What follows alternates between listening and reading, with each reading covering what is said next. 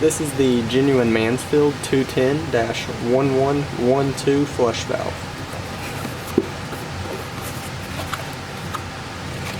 It comes with a list of installation instructions here. Comes with the valve itself and the nut to secure the valve to the tank.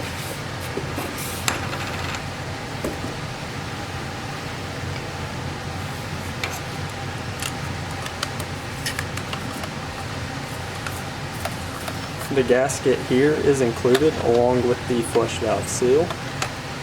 And this notch right here is for the lever to go into. This is considered a tower valve, so the lever would go in here, and when you flush it would pick it up and then let it fall. Let's get a few measurements here.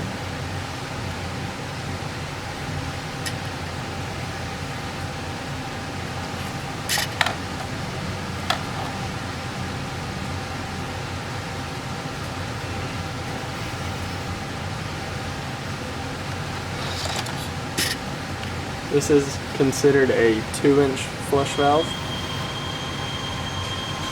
It would go off of the inside diameter there.